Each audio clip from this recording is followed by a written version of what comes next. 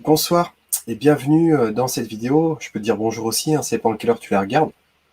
Et tu vois, sur ma communauté Discord, les JDR d'Alban et de ses amis, on discute régulièrement de thèmes de fond autour des JDR.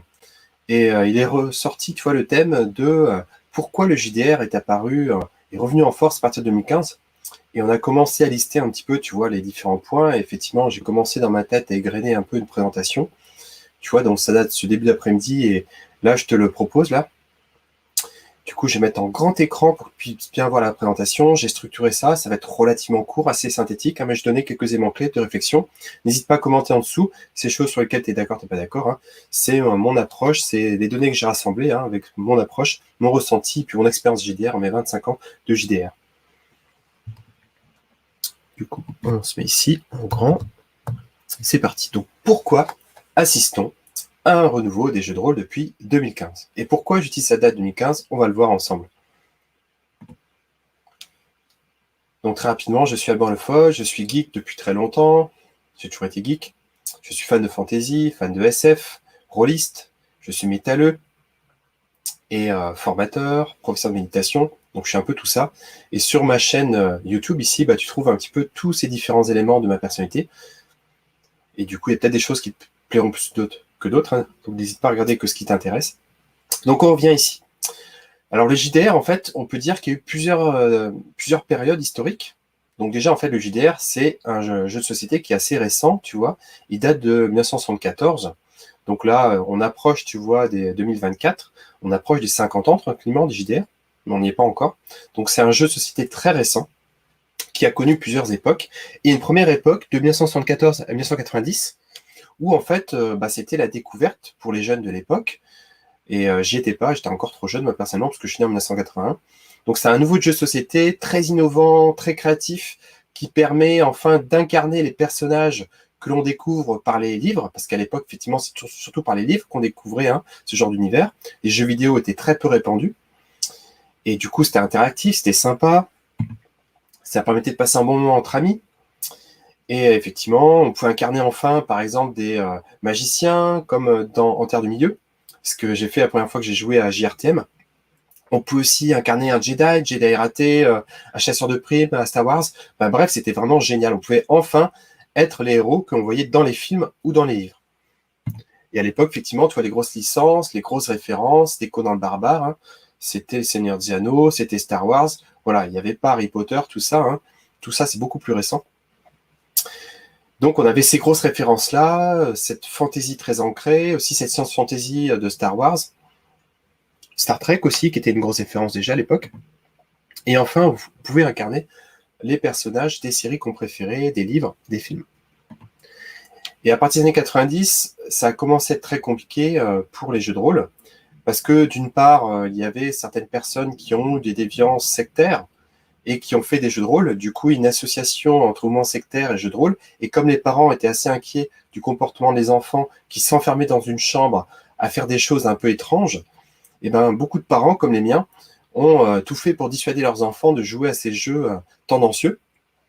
Et effectivement, on a eu les attaques de Mireille Dumas et de tous ces journalistes contre les jeux de rôle. Donc ça, c'était vrai en France, mais c'est vrai aussi aux États-Unis. Il y a eu de nombreux tribunaux contre TSR à l'époque, pour satanisme entre autres. Et il y a d'autres choses qui sont apparues aussi. Tu vois, les jeux vidéo sont vraiment démocratisés. Ils sont devenus beaucoup plus subtils que dans les années 80. Donc, il y a commencé à avoir les premiers jeux de rôle de fantasy. Donc, moi, par exemple, j'ai joué à Land of Lords au milieu des années 90, où je pouvais incarner un personnage fantasy, comme dans un jeu de rôle, sauf que j'avais pas besoin de m'embêter à m'organiser avec mes copains. Donc, je suffisait que je mette devant l'écran, donc c'était plus facile. Il y a eu Baldur's Gate aussi, qui a été largement joué. Il y avait des jeux de simulation Star Wars. Tu vois, tu avais des jeux, en fait, où tu pouvais être un pilote de X-Wing, par exemple. Donc, on avait ces choses-là qui nous permettaient de jouer seul, ce qui était plus facile pour s'organiser, plus pratique. Et c'était l'époque des premiers jeux de cartes à collectionner. Donc, Magic, c'était au début, vers 1995, et qui ont largement concurrencé, tu vois, du coup, comme le budget limité, le temps limité, ça a concurrencé. Moi, personnellement, j'en fais partie. Je passais un peu de temps sur Magic que je ne passais pas à préparer le marché de jeux de rôle. Et beaucoup de mes amis, c'était ce cas-là. Donc, c'est une période noire pour les jeux de rôle. Les années 2000, malheureusement, c'était une période relativement calme pour les jeux de rôle. Il n'y a pas eu beaucoup de sorties, si ce n'est le système D20 pour Star Wars. par Wizards of the Coast. Les années 2010, c'est le début du retour en force, mais surtout à partir du milieu des années 2010, qu'il s'est passé beaucoup de choses. Donc c'est la 5e édition de Donjons Dragons, donc le jeu de rôle le plus joué dans le monde, en 2014, qui mettait beaucoup plus l'accent, tu vois, sur le roleplay, sur la facilité de jeu, et beaucoup moins sur la stratégie, contrairement à Pathfinder. Du côté de la licence Star Wars, il y a eu FFG, qui a récupéré la licence, et qui a sorti Age of Empires en 2014 aussi, donc à la même époque, donc qui a relancé une machine de guerre, de production, de jeux, alors qu'avant, effectivement, Wizards of the Coast avait un petit peu délaissé la production de suppléments. Donc voilà, on a les grosses licences qui se relancent, les gros éditeurs qui se relancent, qui mettent le paquet, et le public qui commence à s'y remettre aussi. Alors pourquoi le public commence à s'y remettre à partir du milieu des années 2010? Donc il y a plusieurs phénomènes qui se passent. La première chose, c'est que enfin la fantasy devient une niche acceptable, qui est acceptée sociétalement, qui se vend. Et comme elle se vend bien, du coup, elle est acceptée par le monde de l'édition classique. Tu vois, comme tu vois les ventes, par exemple, de fantasy, en 2018, elles sont quasiment au même niveau que les ventes de classiques. C'est dire à quel point elles ont augmenté, alors qu'elles sont parties quasiment de rien dans les années 1950. D'accord? Donc tu vois, tu es à peu près à 3 millions d'unités vendues sur une moitié d'année, contre 3,59 millions pour les classiques. Et au-dessus, tu as tous les romans graphiques, donc tout ce qui est visuel, les BD, les détectives, tout ce qui est les romances et suspense, qui sont largement les mieux vendus, et eux qui sont à 10 millions. Donc tu vois, même en comparant, tu vois, tout ce qui est thriller, suspense, on voit que la fantasy n'est à peu près qu'au tiers des ventes des suspense, qui sont vraiment ce qui est largement vendu auprès du grand public. Donc on est vraiment sur des... Et la SF suit juste derrière. Donc on est vraiment sur des ventes qui ne sont plus du tout peu significatives. Ça devient significatif, ça devient des grosses niches. Pour geeks comme toi et moi. Et progressivement, du coup, les gens commencent vraiment à s'intéresser, à lire les sagas, parce qu'il y a de plus en plus de sagas, tu vois, une série de livres sur les mondes de fantasy. Donc il y a par exemple le Trône de Fer, qui a été vendu à 100 millions d'exemplaires. Il y a le Disque Monde, 70 millions. La Roue du Temps de Jordan, 80 millions, excellent aussi. Les Chroniques du Vampire, 80 millions. Twilight, 100 millions avec les films. Les Chroniques de Narnia, 100 millions avec les films, qui sont plutôt adressés à un public jeunesse. Le Petit Prince aussi, Cocorico, qui est vraiment un des rares livres de fantasy français qui se vend. Donc c'est une fantasy un peu particulière parce qu'elle est très ancrée dans notre quotidien, mais c'est une fantasy quand même.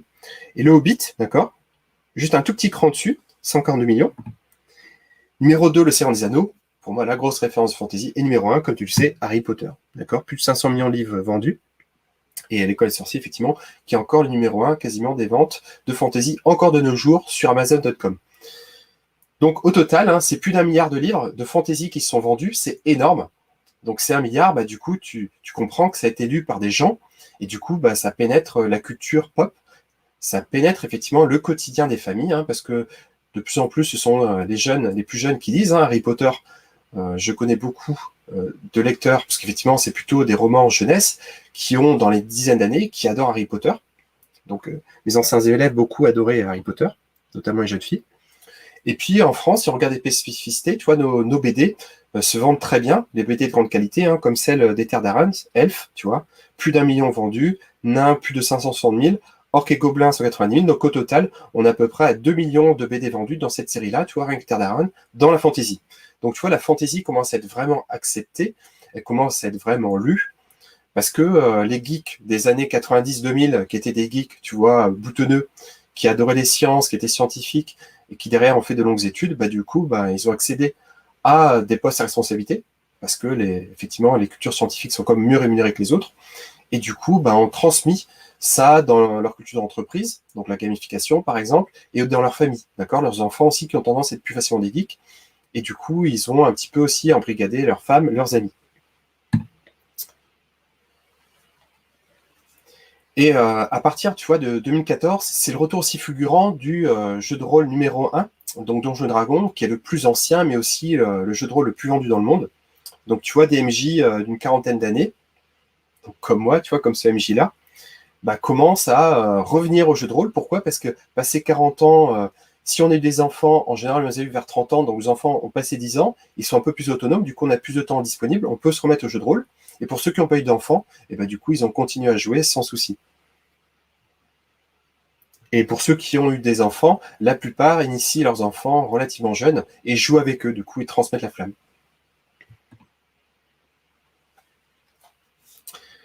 Et si on regarde de façon un peu plus globale, quel était l'intérêt pour Donjons et Dragons? On peut regarder, tu vois, le volume de recherche. Donc, tu vois, par exemple, entre 2004 et 2020. Donc, ce qu'il faut noter, c'est que de 2004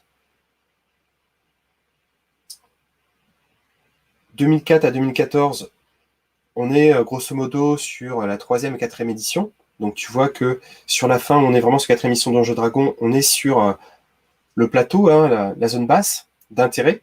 Et on voit que ça commence à remonter à partir des années 2014-2015, donc à l'époque de la 5e édition. Et actuellement, tu vois, si on regarde le nombre de recherches sur Google, bah, il est grosso modo 2 fois plus important qu'il était par exemple en 2004, et il est 4 fois plus important qu'il était au creux de la vague en 2012. Donc il y a beaucoup plus de recherches, hein, il y a beaucoup plus de demandes, c'est-à-dire que les gens sont intéressés, veulent savoir ce qui est publié, ce qui sort, ce qui est disponible comme média. Donc il y a vraiment un surcroît d'intérêt. D'accord, donc on le voit, tu vois, la 4e édition donc, date à peu près du milieu entre 2004 et 2010, donc on est en 2008, et la 5e édition 2014, donc tu vois, on arrive à un bas. Et Critical Role va commencer en 2015, donc le premier actual play, et va vraiment booster les ventes de la 5e édition, qui est déjà une édition très populaire, très jouée. Et puis après, effectivement, il y a les sorties dans les films de scènes où ils montrent qu'ils jouent au jeu de rôle. Il y a Stranger Things qui le montre bien, par exemple, où je joue régulièrement à D&D. Il y a aussi Big Bang Theory, qui est vraiment une série très connue des geeks, qui en fait la promotion également. Donc on voit que l'intérêt monte, et cela se traduit aussi sur les ventes concrètes de livres de D&D. Donc tu vois qu'il y a vraiment le creux de la vague, qui se situe, tu vois, entre 2011 et 2013, grosso modo. À partir de 2014, tu vois que les ventes de livres de D&D augmentent de façon forte, tu vois. On passe de à peu près 10 000 unités vendues à plus de 40 000. Et puis après, en 2017, on arrive à 90 000, on a encore doublé. Et d'après, on n'a pas les derniers chiffres, mais 2021, on sait que c'est les meilleures années de vente pour Wizards of the Coast sur D&D.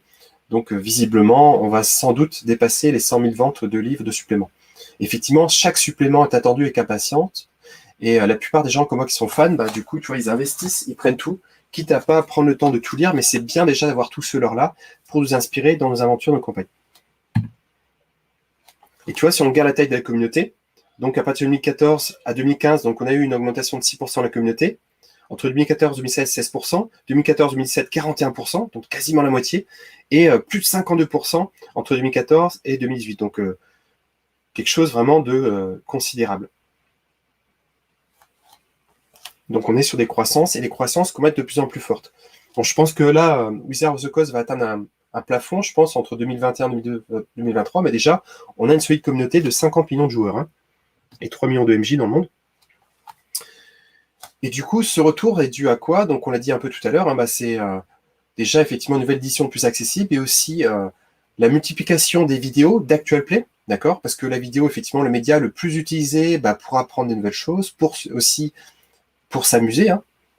Donc Critical Role, tu vois, c'est déjà 2 saisons finies, une 3e saison, et à chaque fois, chaque épisode est vu entre 1,2 million de fois et 16 millions de fois. En général, en début de campagne, on est plutôt à 13 à 16 millions, et en fin de campagne, effectivement, l'essoufflement en faisant, on est plutôt autour d'1 million.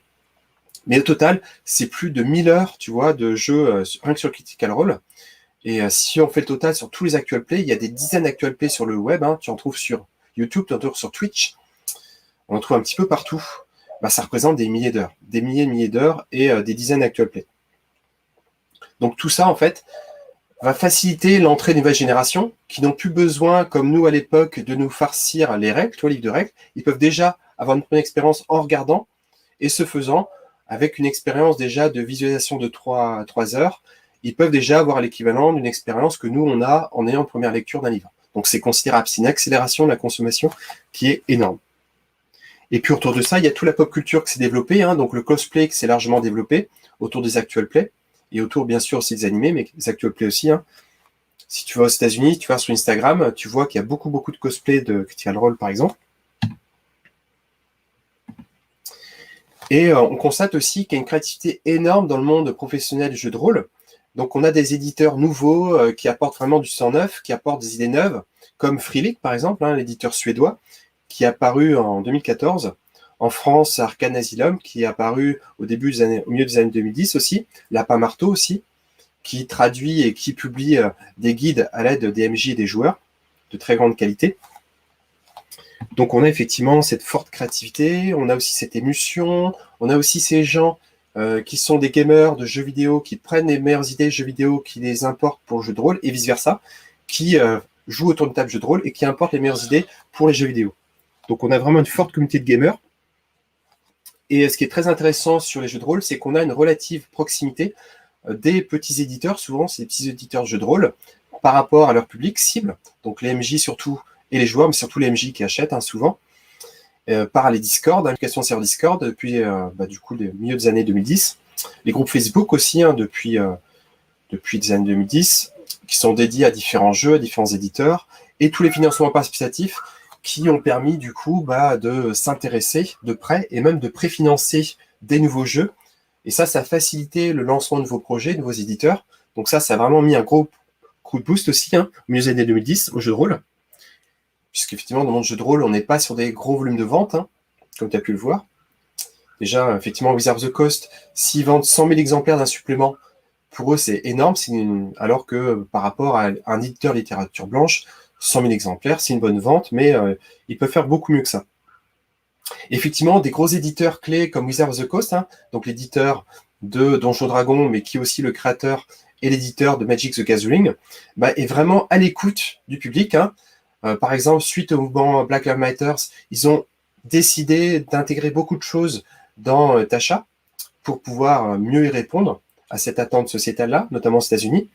Et ils ont aussi, tu vois, un système de retour avec les joueurs, comme Unearth Arcana, où ils proposent en playtest différentes classes, différentes possibilités, des feats, etc., que les joueurs peuvent expérimenter autour de la table et faire un retour par une survey, tu vois, une enquête sur leur site. Donc ça, c'est bien, c'est très bien fichu, et ça leur permet, tu vois, d'être en lien permanent avec leur communauté la plus active, aux États-Unis et ailleurs. Ils ont aussi l'Avengers League, qui est en fait une machine à produire des scénarios et des campagnes en permanence, qui permet vraiment pour les Américains, mais aussi pour les Européens qui sont les plus motivés, à jouer en permanence, sans avoir à se tracasser à comment créer des campagnes, ce que moi j'aime faire sur D&D par exemple. Et aussi, ils ont une approche prospective parce qu'en fait, ils regardent à Wizards of the Coast la plupart des actual plays en anglais qui sortent et ils n'hésitent pas à recruter, à embaucher les meilleurs MJ et les meilleurs créateurs pour pouvoir améliorer leur qualité, leurs suppléments sans cesse. Donc, ils l'ont fait pour Mathieu Mercer. Ils l'ont fait aussi pour le dernier livre sur les dragons, avec une jeune femme dont je me souviens plus du nom. Alors, ce qu'on peut dire aussi, c'est que la pénétration des jeux de rôle et la fantasy, en fait, elle est multimédia, transmédia. Parce qu'en fait, effectivement, on a les jeux de rôle, donc il y a plus de 200 jeux de rôle qui représentent plus de 50 millions de joueurs dans le monde. Rien que D&D, c'est 50 millions. Et sachant que D&D, ça représente à peu près la moitié des tables, on peut estimer qu'il y a 100 millions de rôlistes dans le monde, grosso modo. Mais il y a aussi, tu vois, tous les MMORPG, qui sont en fait proches des jeux de rôle, qui sont dans une ère de fantasy. On va créer son personnage, on va le crafter, on va l'améliorer. Et souvent, les plus jeunes qui jouent aux jeux vidéo vont venir aux jeux de rôle en grandissant, en dépassant la vingtaine à la trentaine. Et effectivement, le gaming, c'est une communauté énorme. Donc déjà, moi, sur mes premières recherches, j'ai noté 18 millions de joueurs, mais je pense qu'il y en a beaucoup plus que ça dans le monde. C'est la première approche sur la MMORPG. Et Magic l'Assemblée, c'est 20 millions aussi de joueurs. Et il y a une interprétation entre ces différents univers, parce qu'il y a beaucoup de gens comme moi qui jouent à Magic et qui sont rôlistes. Et dans tous les cas, de toute façon, ce sont des gens qui se connaissent, parce que ce sont toujours des geeks, des potes de geeks, qui jouent à Magic, qui jouent aux jeux de rôle. On se retrouve entre nous. Et ce qui est très important aussi, c'est qu'il y a des hommes derrière, des hommes très, très créatifs qui portent haut les couleurs du jeu de rôle. Et en France, on a notamment Julien Dutel et Fibre Tigre, qui sont les deux stars des MJ en France. Et Fibre Tigre est très intéressant parce que lui, initialement, il est issu du monde du jeu vidéo. Il est créateur de jeux vidéo. Et il s'est mis à proposer des jeux de rôle ensuite, par intérêt, par passion. Et il aime à dire souvent que les jeux de rôle ont plus de 20 ans d'avance en termes de gameplay par rapport aux jeux vidéo. Donc effectivement, les jeux vidéo vont s'inspirer en permanence de l'innovation permanente qu'il y a dans les jeux de rôle. Soit par l'expérimentation autour de la table, parce que tous les MJ ont leur home rule, et puis aussi les créateurs, les éditeurs sont très créatifs. D'autres exemples de transmédia. Donc tu connais les romans, tu vois, de The Expanse et la série The Expanse, qui est vraiment une excellente série de romans noirs dans l'espace. Ben, c'est issu de 3 romans et qui eux-mêmes sont issus d'une campagne de jeu de rôle. Donc tu vois que la boucle est bouclée. Et George Martin, lui, bah, c'est un MJ de jeu de rôle. Et que ce soit pour Wild Cards ou Game of Thrones, j'allais dire Game of Roll, Game of Thrones, et ben en fait, il s'est toujours inspiré de ses campagnes. Et quand il a construit ses personnages, il s'est largement inspiré de ses créations de personnages autour de la table. Les Gardes de Lodos aussi, tu vois, ce fameux, les mangas, mais aussi l'animé, de très grande qualité en fantasy, est inspiré d'une campagne D&D au Japon. Et beaucoup de romans de fantasy sont inspirés de tas de jeux de rôle. On peut citer par exemple Mary Brennan, qui a écrit The Varekai Series, et qui a joué au jeu issu de Monde des Ténèbres, Changelin, qui a créé son personnage de Changelin, et du coup, de là, en a créé un roman autour de son personnage, et c'est pas la seule, loin de là. Et puis, on a de plus en plus aussi d'acteurs qui ont découvert leur passion, ou en tout cas qui ont développé 2 passions en parallèle, passion jeu de rôle et leur passion de l'acting. Et on peut en citer beaucoup. Donc en France, on a Julien Dutel, d'accord, qui était un acteur de Camelot et qui est un DMJ numéro 1 ou numéro 2 avec Fibre Tigre en France, grâce à son actuel play Roden Play, qui a su s'imposer en l'espace de 3 ans dans le paysage, par la grande qualité du coup de la campagne et puis du roleplay des acteurs autour de la table et de lui-même. Aux États-Unis, effectivement, on a l'équipe de Matthew Mercer, qui est Role, qui est effectivement l'équipe d'acteurs les plus connus dans le jeu de rôle. Et ça fait 6 ans qu'ils ont des campagnes, donc c'est un travail considérable. Et on a aussi, tu vois, des acteurs, des directeurs qui sont passionnés par D&D, qui font pas forcément d'actual play parce qu'ils manquent de temps, mais par contre qui régulièrement animent des tables avec du beau monde. Donc par exemple, tu as l'acteur, le producteur, directeur Joe Manganiello, d'ailleurs c'est rigolo, ça commence par manga, qui lui s'est installé, tu vois, un caveau, donc dans sa cave, où il a toutes ses figurines D&D, il a tous ses dioramas, et il anime des parties avec le gratin en fait d'Hollywood, les directeurs, les scénaristes, etc., les acteurs. Il fait ça régulièrement. L'actrice de Daredevil aussi, donc Deborah Ann Woll, qui est une rôliste avérée et même MJ, elle a même son actual play, qui s'appelle Olix and Reality, qui a connu quand même un bon succès il y a quelques années. Excellente MJ aussi, qui a vraiment une approche féminine, une description fine des décors, des actions, des personnages, et un très bon roleplay, c'est une actrice. Et puis on en a beaucoup d'autres, des acteurs très connus. Vin Diesel, qui est vraiment effectivement l'acteur le plus connu, qui a largement popularisé D&D au milieu des années 2010. The Rock, Felicia Day, Mike Myers, Stephen Colbert, Jon Favreau, le directeur, le créateur de films, Will Wheaton, et même des romanciers comme Stephen King. Et on est obligé de parler de MJ quand on parle de JDR, parce que qui porte la table souvent d'abord, c'est le MJ. Et à D&D, on a des MJ stars, haut en couleur, donc Matthew Mercer, avec son côté un petit peu grim fantasy, avec sa description fine, détaillée de ses décors, de ses personnages, son roleplay de personnages haut en couleur aussi, et son sens de l'écriture très complexe de campagne. Donc effectivement, il cumule des qualités extraordinaires, ce qui fait qu'effectivement, le MJ le plus connu dans le monde, il est exceptionnel. Chris Perkins, qui fait partie de l'équipe de direction de Wizards of the Coast pour D&D, et lui, en fait, qui joue vraiment à la façon old school, et qui est un petit peu un tueur de PJ. Il n'hésite pas à tuer les personnages de ses joueurs. Donc il a un style sec, dur, mais très intéressant. C'était dans une perspective old school, survivaliste. On a Kate Welch, qui faisait partie de l'équipe de Wizards of the Coast jusqu'à l'année dernière, qui maintenant a quitté, qui travaille pour un studio de jeux vidéo, mais qui continue à maîtriser des parties de jeux de rôle, qui est tellement gentille qu'elle fait marcher sur les pieds de ses joueurs à chaque fois qu'elle anime à D&D Live. Mais j'adore quand elle prend ses accents écossais, quand elle fait ses géants, elle adore faire des géants, des géantes. Je l'aime beaucoup. Satine Phoenix aussi, donc une MJ qui adore les bardes, du coup qui a créé un Kickstarter autour, et un univers autour des bardes, très connu pour sa façon de maîtriser, très dynamique, et aussi par sa couleur de cheveux, toujours dans les roses violets.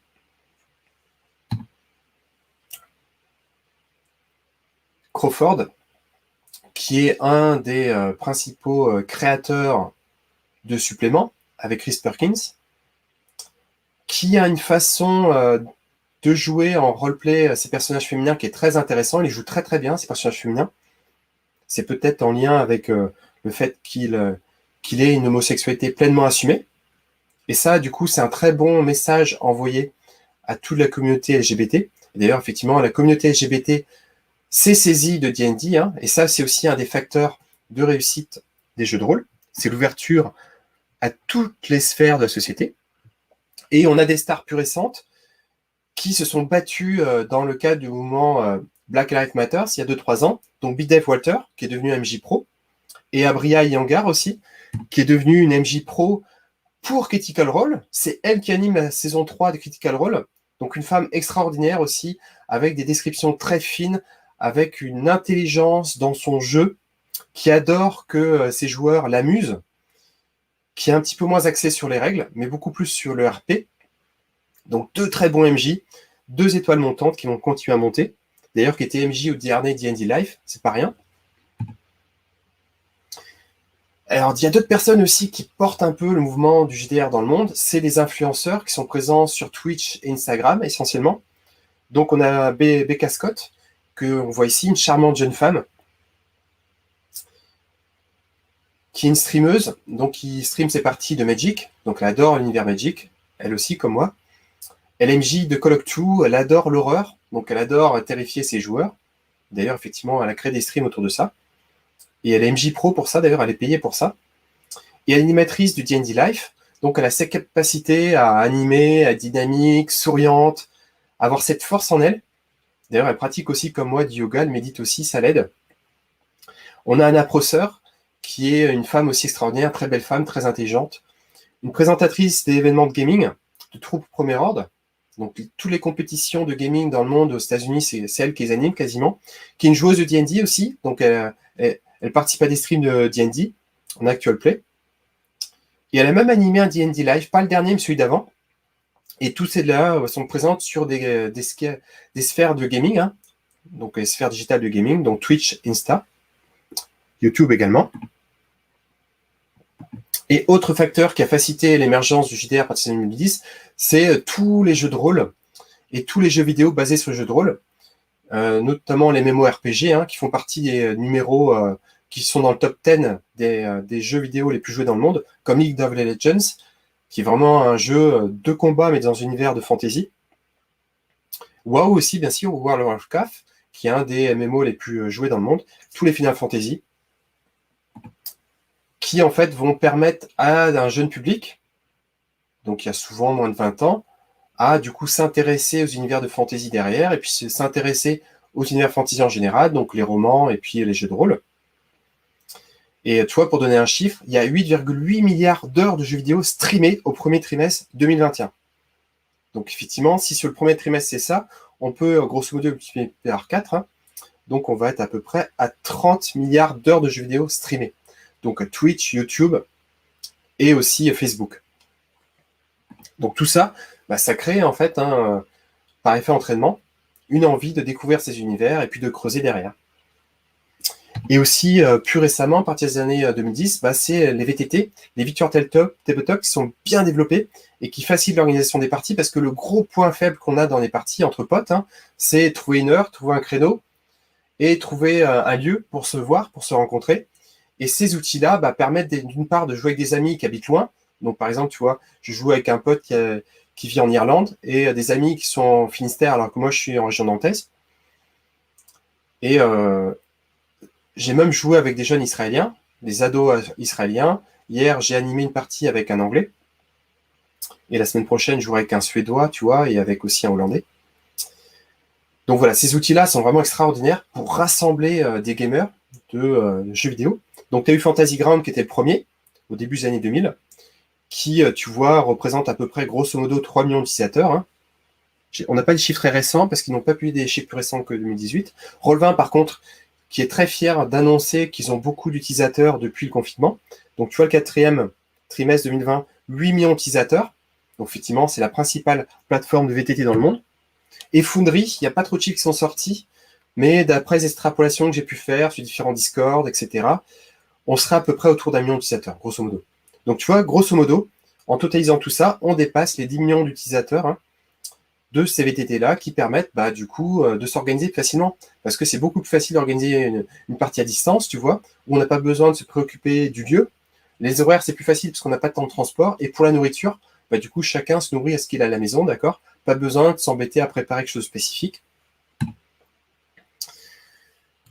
Donc voilà, tu vois l'ensemble des facteurs. Donc je te récapitule rapidement. Donc d'une part, il y a des nouvelles éditions qui sont plus accessibles. Donc la 5e édition de Donjons Dragons. Il y avait Star Wars FFG avec un système qui est un petit peu plus simple, même si les dés sont spéciaux. Deuxième chose, c'est le développement des actual play, qui permet très facilement de rentrer dans ces univers de jeux de rôle, alors qu'effectivement, le ticket d'entrée de mon temps dans les années 90 pour rentrer en jeu de rôle, c'est déjà d'avoir un bagage scientifique solide, d'avoir une bonne capacité de lecture, de compréhension, et d'avoir des potes qui ont aussi à peu près les mêmes facilités intellectuelles, donc c'était beaucoup plus dur. Maintenant, c'est beaucoup plus accessible, c'est pour ça qu'on voit des gens maintenant qui rentrent dans le jeu de rôle, qui n'ont pas du tout la même culture que les anciens, et des fois, ça pose des problèmes de décalage, hein.